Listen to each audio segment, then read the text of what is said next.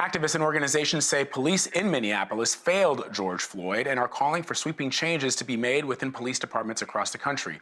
For more on this, let's bring in Chuck Wexler. He's the executive director of the Police Executive Research Forum. So, Chuck, explain to our audience what the research that you do in your organization. What have you uncovered as to the reasons why these incidents keep happening? I mean, it's not lost on a lot of people, Chuck, that police officer, that former police officer, Derek Chauvin, put his knee on Mr. Floyd's neck for 8 minutes and 46 seconds in full view of people filming him. And the only thing that I could think of is he's only doing that because he is not at all fearful of any types of repercussions for his actions.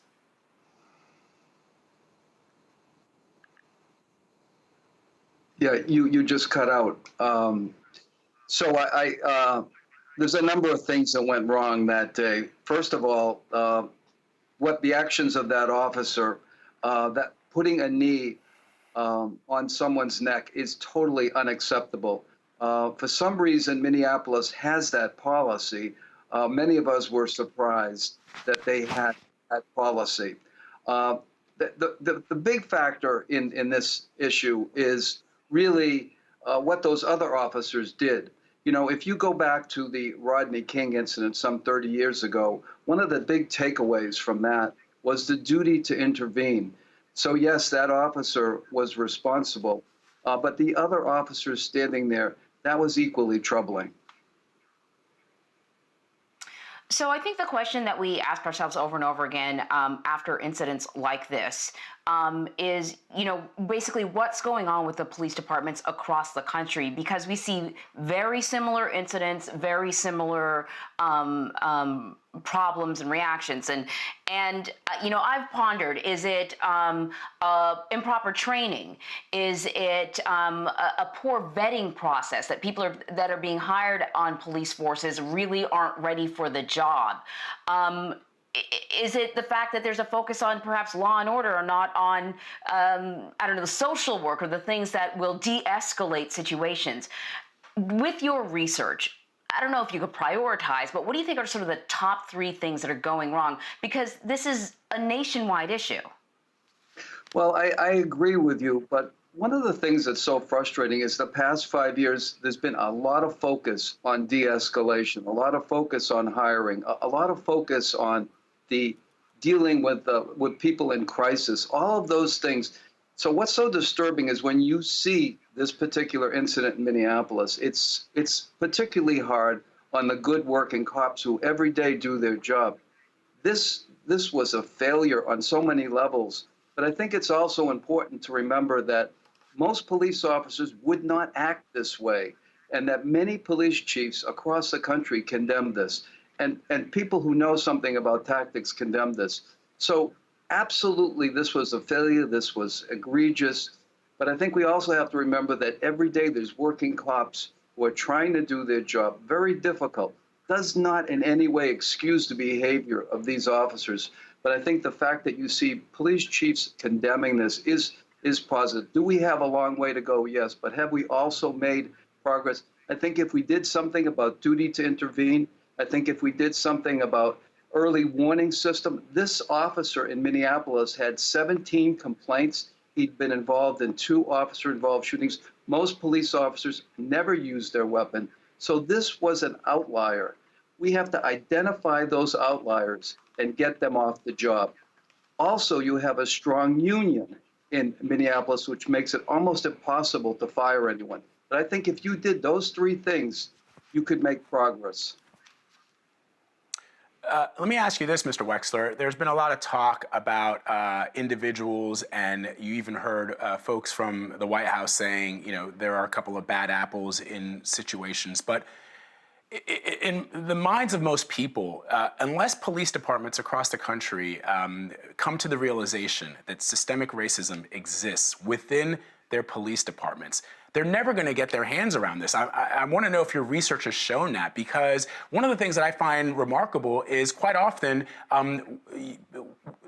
there's no research done into the individuals who are actually policing these streets. Quite often you find that they have posted racist messages and memes on Facebook or on social media. And so it's no surprise that you get sometimes the outcomes that we've seen in city after city across this country. And as Kareem Abdul-Jabbar reflected in an op-ed piece for the Los Angeles Times, very little has changed since Rodney King. I know you just said that, we've come a long way. For a lot of black and brown people in this country, they're going to say, going back to Rodney King, nothing has changed.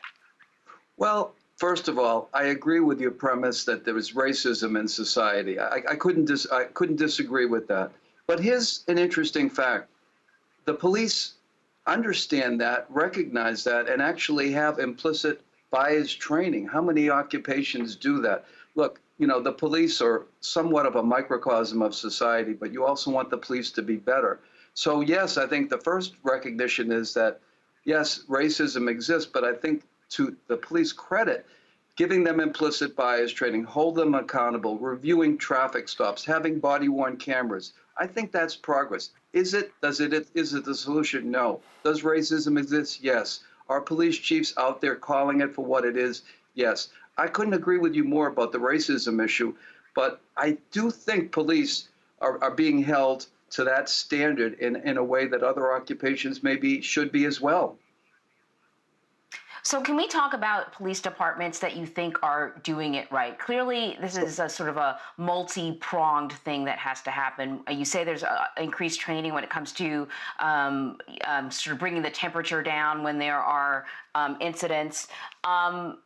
I remember hearing that, when the New York Police Department began sort of counting bullets, that helped to control the number of people who were being shot by police. When they made it a policy not to shoot at moving vehicles, yes, fewer people yes. were unarmed were getting killed by police. Yes. Camden has significantly changed its training and policy to result in fewer people being killed by police. Can you identify a police department that's doing it right that could be replicated elsewhere? You know what you're talking about, because that's right. In 1972, the New York City Police Department shot 950 people. 950. They didn't hit all of them, but they shot at 950. And in 1972, they instituted a policy not to shoot at cars. Within 2 years, they cut it in half. Last year, they had something like 26 incidents where they shot at someone. Camden is another good example. Camden was a brutal department.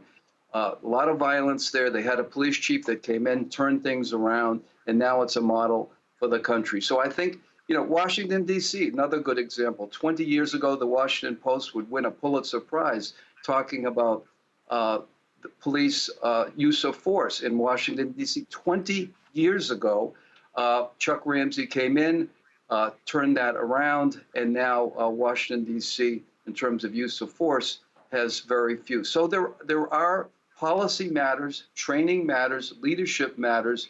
We know what works. We just need to implement some of those things. Here's the problem. You have 18,000 police departments in the country, almost 800,000 cops.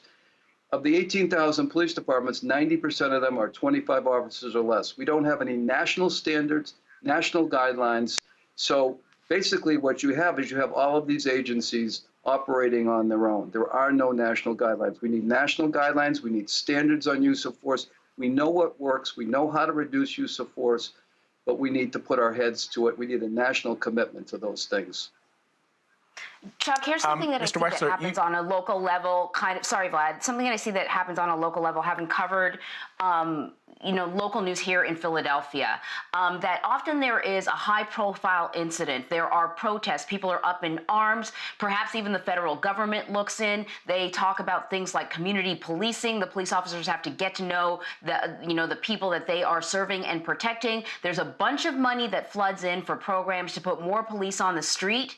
And then that money dries up and all of that stuff goes away until there is another high-profile case. You sort of touched on this a little bit. What is the role of the federal government in this, considering we're talking about not just an individual police department issue, but a systemic problem that we're seeing across the country?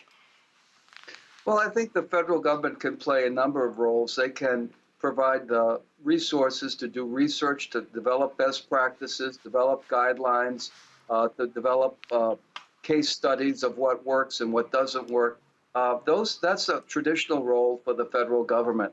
Beyond that, I do think policing is pretty much a local effort. I mean, we've had, it goes back 20 years when President Clinton put 100,000 cops on, but I think we can hold, departments to a high standard. We do need national guidelines.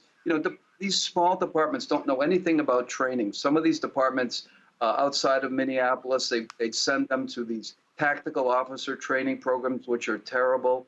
One of the interesting things about some of these demonstrations is the way some of the police chiefs are using de-escalation tools from a leadership standpoint. What Terry Monahan did the other night in New York is really interesting, getting right up close with demonstrators, talking to them, actually kneeling with them. I mean, it's really interesting how some of the police chiefs like Art Acevedo in Houston, that's real leadership. These demonstrations, sometimes they need that kind of person to kind of de-escalate the whole tension that's going on there.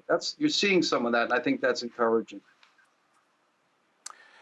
Mr. Wexler, I don't know if you heard the speech that former Vice President Biden just delivered in Philadelphia, but he promised that if he were elected president, he would create a national police accountability division. You just mentioned that you do believe that police forces across the nation do need national guidelines. So with that being the case, would you then support some kind of accountability at the federal level to ensure that while the policing is still local, there is some level of accountability that can be enforced at the national level? Well, here's what's important in terms of, some of these incidents you watch and you say, why did the police officer do what they did? And we always answer the same way. We say they did what they did because they were trained that way. So I think in order to have the accountability that you're speaking of, you have to get the training out there. That officer in Minneapolis, when you look at what he did, nobody trains anyone that way. Someone is on their stomach. They're trained to put them on their side. They're trained to sit them up. We know that interferes with their breathing. So first, before you have the accountability, 2 steps. First, give people the proper training. Get to those small agencies that can't afford it. Give them the training on de-escalation. Give them the training on when you arrest someone, all of those things, and then hold them accountable. But I think it's a mistake to say we have to just, hold them accountable when some of these departments aren't properly trained. 18,000 police departments, 90%, 25 officers or less. This isn't like, like England or Israel or Germany, which has a national police. We have no national guidelines. Everything's decentralized. Let's give them the training that they need, and then let's hold them accountable. Well, Chuck Wexler, really good talking to you. Thank you very much, sir. Thank you. I appreciate it.